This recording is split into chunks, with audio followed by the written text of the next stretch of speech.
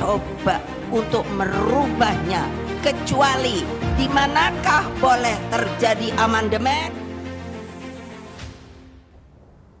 Kongres kelima PDI di Bali pada 10 Oktober 1998 menjadi momen awal Megawati Soekarno Putri dipandang sebagai simbol Partai Demokrasi Indonesia. Lewat hasil kongres, Megawati kembali terpilih secara aklamasi sebagai Ketua PDI. Ini menjadi titik awal pengukuhan putri Presiden pertama RI Soekarno itu sebagai pelindung bagi partai berlogo banteng.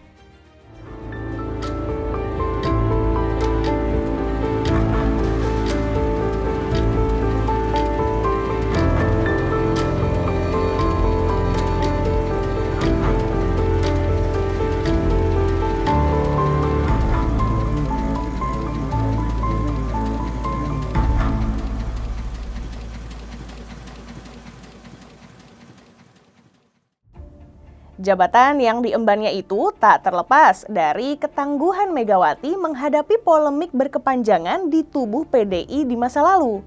Tepatnya pada dekade 90-an saat PDI dirundung konflik internal dan pengaruh eksternal di bawah kendali Orde Baru. Pada rentang waktu tersebut, partai yang berdiri sejak 10 Januari 1973 itu jatuh dalam dualisme pimpinan. Di sisi lain, hadirnya Terah Soekarno melalui Megawati menjadi api semangat baru bagi partai yang merepresentasikan suara kaum nasionalis tersebut. Apalagi ideologi PDI juga dekat dengan pendahulunya Partai Nasional Indonesia yang didirikan oleh Soekarno yakni Marhainisme.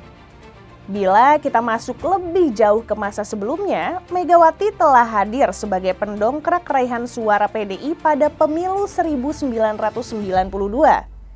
Meski kalah perolehan suara dari partai penguasa Orde Baru yakni Golkar serta Partai Persatuan Pembangunan, PDI yang menjadi anak tiri rezim itu justru mampu meningkatkan capaiannya dari 10,9% menjadi 14,9%. Hingga akhirnya pada 1993, Megawati terpilih sebagai Ketua Umum Partai menggantikan Suryadi. Popularitas Mega nyatanya mulai mengusik Orde Baru lantaran dinilai sebagai ancaman.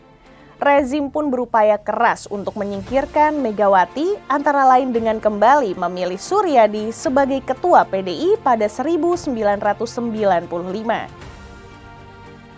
Sontak, kubu Megawati menolak dan konflik internal di PDI pun berkecamuk. Kritik terhadap Orde Baru semakin deras meluncur dari PDI di bawah pimpinan Megawati. Konflik itu memuncak pada peristiwa penyerangan ke kantor PDI pada 27 Juli 1996 atau yang dikenal dengan Kuda Tuli. Upaya Orde Baru untuk menggeser posisi Megawati dari PDI tidak berhasil. Perjuangan putri pertama Soekarno itu justru kian menarik simpati publik.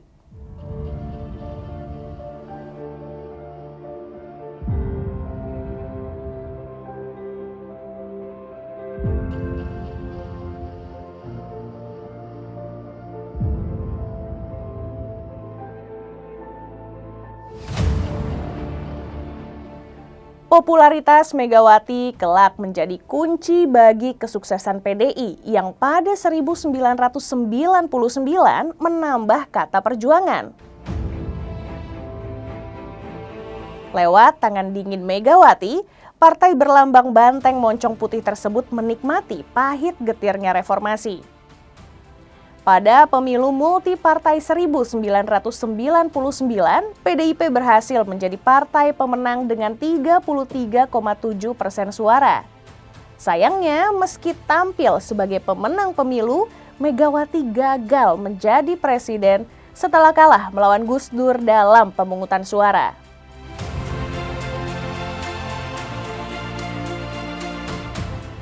Kesuksesan PDIP juga tak berlangsung lama. Pada pemilu 2004, suara PDIP turun cukup signifikan, sekitar 18,9%. Tren ini berlanjut pada 2009 dengan perolehan 14% suara. Anjloknya suara PDIP itu paralel dengan turunnya popularitas sosok sentral Megawati Soekarnoputri. Lantaran perubahan pola politik dan sejumlah skandal selama dia menjabat sebagai presiden menggantikan Gus Dur. Pada 2014, situasinya berbalik. Sosok Joko Widodo yang menjadi kader PDIP berhasil meningkatkan elektabilitas partai dan bahkan menjadi partai mayoritas dengan 18,9% suara. Joko Widodo pun menjabat sebagai Presiden ke-7 RI. Capaian positif itu berlanjut pada 2019 atau periode kedua kepemimpinan Jokowi, PDIP meraup 19,3% suara. Begitupun pada 2024, PDIP masih menjadi partai dengan suara terbanyak, yakni 16,72%.